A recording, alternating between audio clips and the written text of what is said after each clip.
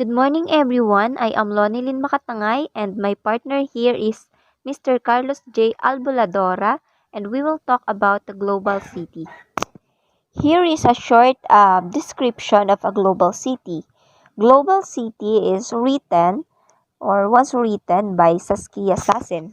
Saskia Sassin is the leading urban theorist of the global world. Her article, The Global City, New York, London, Tokyo in 1991, has shaped the concept and methods that other theories have used to analyze the role of cities and their networks in the contemporary world. The core ideas in her theory of the global city are presented in a 2005 article, which is The Global City, Introducing a Concept. This article is a convenient place to gain an understanding of her basic approach to the subject. Introducing a concept.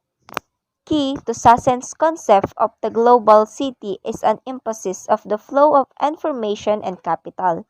Cities are major nodes in the interconnected system of information and money, and the wealth that they capture is intimately related to the specialized businesses that facilitate those flows, which is financial institution, consulting firm, accounting firm, law firm, and media organizations. Sessions point out that these flows are no longer tightly bound to national boundaries and systems of regulation, so the dynamics of the global city are dramatically different than those of the great cities of the 19th century. Sassin emphasizes the importance of creating new conceptual resources for making sense of urban systems and their global network. Elements in a new conceptual architecture. The globalization of economic activity entails a new type of organizational structure. To capture this theoretically and empirically requires correspondingly a new type of conceptual architecture. Constructs such as the global city and a global city region are important elements in this new conceptual architecture. The activity of naming these elements is part of the conceptual work. There are other closely linked terms which could conceivably have been used, which are world cities and superbills and formational city. Thus, choosing how to name a configuration has its own substantive rationality. When she first chose to use global city, she did so knowingly that it was an attempt to name a difference, the specificity of the global as it gets its structured in the contemporary period.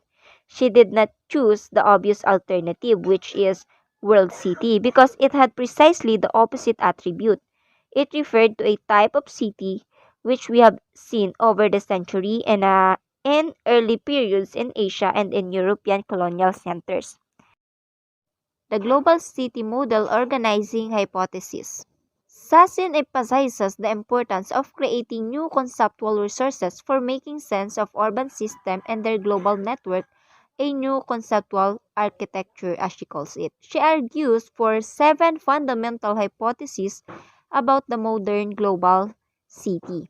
First, the geographic dispersal of economic activities that marks globalization along with the simultaneous integration of such geographically dispersed activities is a key factor feeding the growth and importance of central corporate function.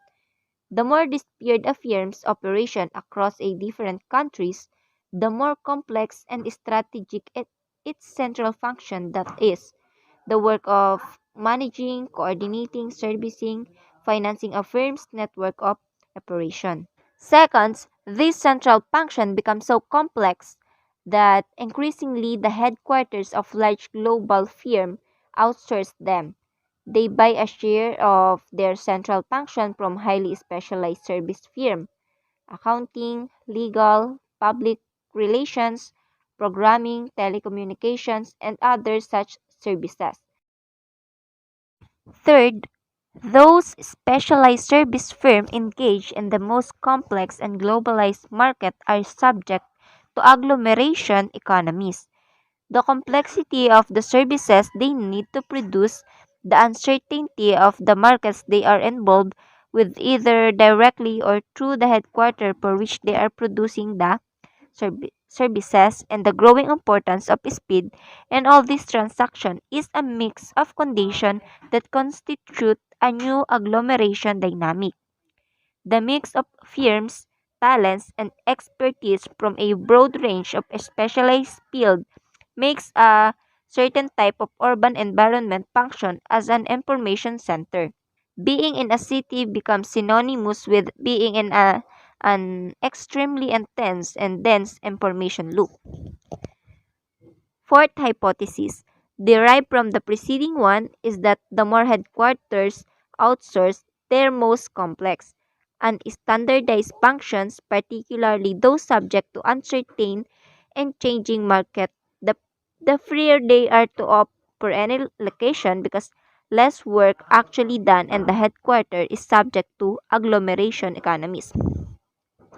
This further underlines that the key sector is specifying the distinctive production advantages of global city in the highly specialized and network services sector. Fifth, this specialized service firm need to provide a global service which has meant a global network of affiliates or some other form of partnership, and as a result we have seen a strengthening of border, city to city transactions, and networks. At the limit, this may well be the beginning of the formation of transnational urban system.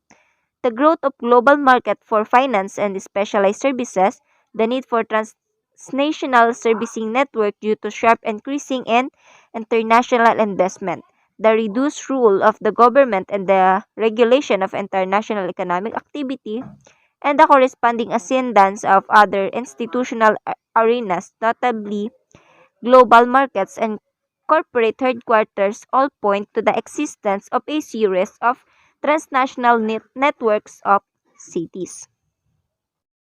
A sixth hypothesis is that the growing numbers of high-level professional and high-profit making specialized service firms have the effect of raising the degree of spatial and socio-economic inequality evident in these cities. The strategic role of these specialized services as inputs raises the value of top-level professionals and their numbers. Further, the fact that talents can matter enormously for the quality of these strategic outputs, and given the importance of speed, proven talent is an added value. The structure of reward is likely to experience rapid increases. Types of activities and workers lacking these attributes, whether manufacturing or industrial services, are likely to get caught in the opposite cycle. And the last one, or the seventh hypothesis, is that one result of the dynamics described, a hypothesis 6, is the growing and formalization of a range of economic activities which find their effective demands in these cities, yet have profit rates that do not allow them to compete for various resources with the high profit making firms at the top of the system. And formalizing parts of or all production and distribution activities, including services, is one way of surviving under these conditions. Recovering place and work process. In the first four hypotheses, she attempted to qualify what was emerging in the 1980s as a dominant discourse on globalization, technology, and cities, which posited the end of cities as important economic units or scales. She saw a tendency in that account to take the existence of a global economic system as a given, a function of the power of transnational corporation and global communications. The counter-argument is that the capabilities for global operation, coordination, and control contained in the new information technologies and in the power of transnational corporations need to be actualized. By focusing on the production of these capabilities, they add a neglected dimension to the familiar issue of the power of large corporations and the capacity of the new technologies to neutralize distance and place. They focus on the production of these capabilities shifts the emphasis to the practices that constitute what she called economic globalization and global control. Further, a focus on practices draws the categories of place and work process into the analysis of economic globalization. These are two categories which are place and work process easily overlooked and accounts centered on the hypermobility of capital and the power of transnationals. Developing categories such as place and work process does not negate the centrality of hypermobility and power. Rather, it brings to the fore the fact that many of the resources necessary for global economic activities are not hypermobile and are indeed deeply embedded in the place, notably places such as global city region, and export processes zone. Emphasizing place, infrastructure, and non-expert jobs matter precisely because so much of the focus have been on the neutralization of geography and place made possible by the new technologies. The growth of network cross-border dynamics among global cities includes a broad range of domains which are political, cultural, social, and criminal. There are cross-border transactions among immigrant communities and communities of origin, and a greater intensity in the use of this network once they become established, including for economic activities.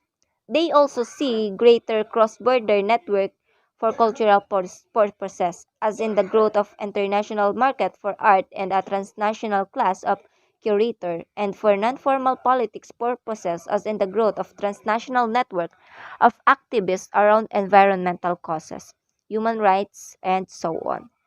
These are largely city-to-city cross-border networks, or at least it appears at this time to be simpler to capture the existence and modalities of this network at the city level. The same can be said for the new cross-border criminal networks. Recapturing the geography of places involved in globalization allow us to recapture people, workers, communities, and more specifically, the many different work culture beside the corporate culture involved in the world of globalization. It also brings with an enormous research agenda, one that goes beyond by now familiar focus on the cross-border flows of goods, capitals, and information. Finally, by the emphasizing the fact that global processes are at least partly embedded in national theories, such as focus introduce new variables and current conceptions about economic globalization and the shrinking regulatory rules of the state. That is to say, the space economy for major new transnational economic processes diverge in significant way from the duality global national presuppose in many analyses of the global economy. The duality, national versus global, suggests two mutually inclusive spaces where one begins the other ends. One of the outcomes of a global city analysis is that makes evident that the global materializes by necessity in specific places and institutional arrangement, a good number of which, if not most, are located in national territories. Hello everyone, I'm Carlos G. Albaladora and this is the continuation of Ms. Makatangay's report. Worldwide networks and central command functions. The geography of globalization contains both a dynamic of dispersal and of centralization. The massive trends towards the spatial dispersal of economic activities at the metropolitan, national, and global level that we associate with globalization have contributed to a demand for new forms of territorial centralization of top level management and control functions. Insofar as these functions benefit from agglomeration economies, even in the face of telematic integration of a firm's globally dispersed manufacturing and service operations, they tend to locate in cities. This raises a question as to why they should benefit from agglomeration economies, especially since globalized economic sectors tend to be intensive users of the new telecommunications and computer technologies and increasingly produce a partly dematerialized output such as financial instruments and specialized services. There is growing evidence that business networks are a crucial variable that is to be distinguished from technical networks. Such business networks have been crucial long before the current technologies were developed. Business networks benefit from agglomeration economies and hence thrive in the cities even today, when simultaneous global communication is possible. The rapid growth of affiliates illustrates the dynamic simultaneous geographic dispersal and concentration of a firm's operations. Firms with large numbers of geographically dispersed factories and service outlets face massive new needs for central coordination and servicing, especially when their affiliates involve foreign countries with different legal and accounting systems. National and global markets, as well as globally integrated organizations, require central places where the work of globalization gets done. Finance and advanced corporate services are industries producing the organizational commodities necessary for the implementation and management of global economic systems. Cities are preferred sites for the production of these services, particularly the most innovative, speculative, and internationalized service sectors. Furthermore, leading firms in information industries require a vast physical infrastructure containing strategic nodes with hyper-concentration of facilities. We need to distinguish between the capacity for global transmission or communication and the material conditions that make this possible.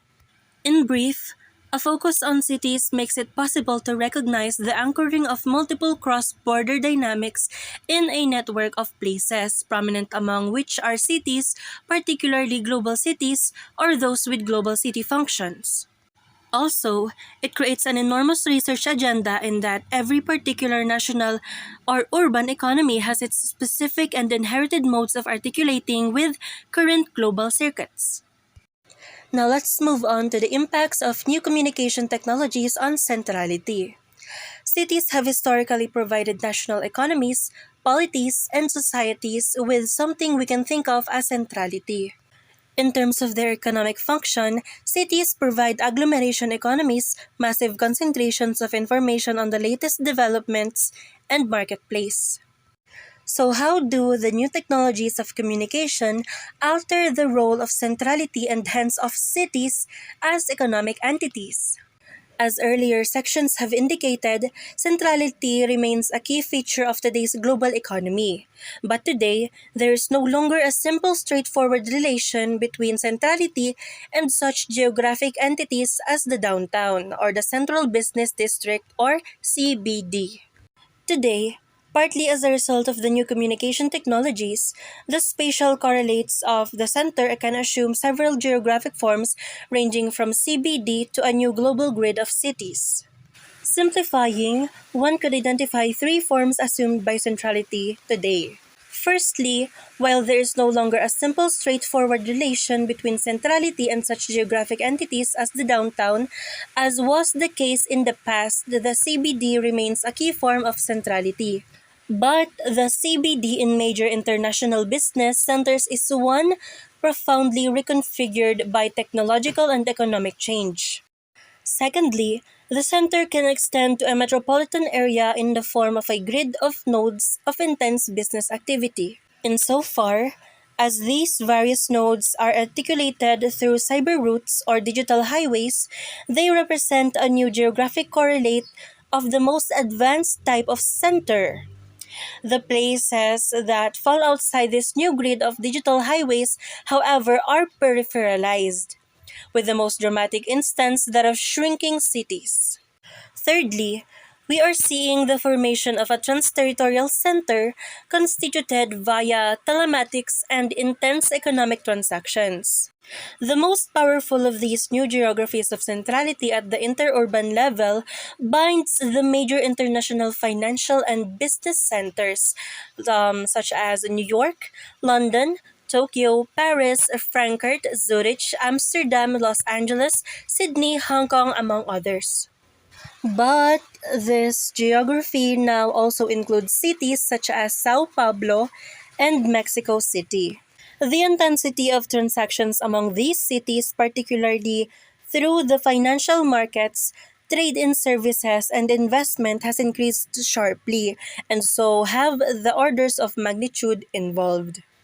Cities have typically been deeply embedded in the economies of their region, indeed, often reflecting the characteristics of the latter, and they still do.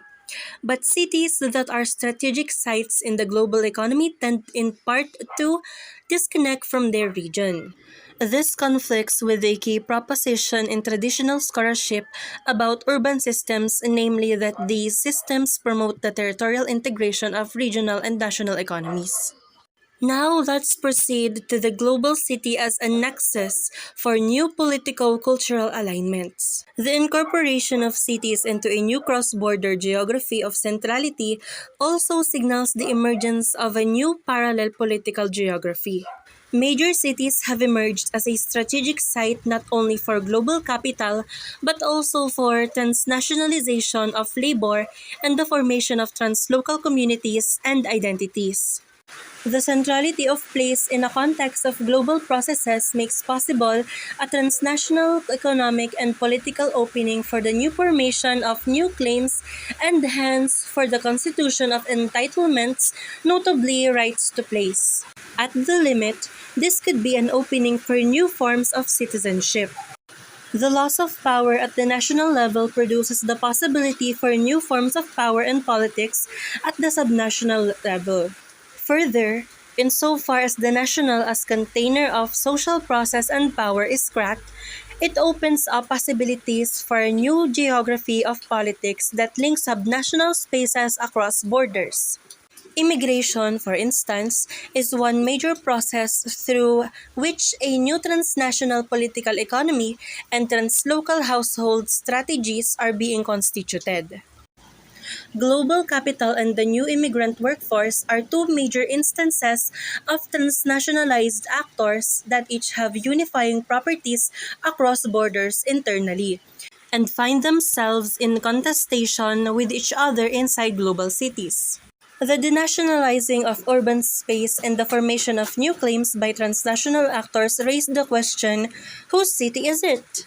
If we consider that global cities concentrate both the leading sectors of global capital and the growing share of disadvantaged populations, namely immigrants, many of the disadvantaged women, people of color generally, and in the megacities of developing countries, masses of shanty dwellers, then we can see that cities have become a strategic terrain for a new whole series of conflicts and contradictions. Now, for the last part, which is the conclusion, global cities around the world are the terrain where a multiplicity of globalization processes assume concrete, localized forms. These localized forms are, in good part, what globalization is about. Recovering place means recovering the multiplicity of presences in this landscape. The large city of today has emerged as a strategic site for a whole range of new types of operations, namely political, economic, cultural, and subjective. It is one of the nexi where the formation of new claims by both the powerful and the disadvantaged materializes and assumes concrete forms. And that concludes our report. We hope that this has been knowledgeable for you, and thank you for listening.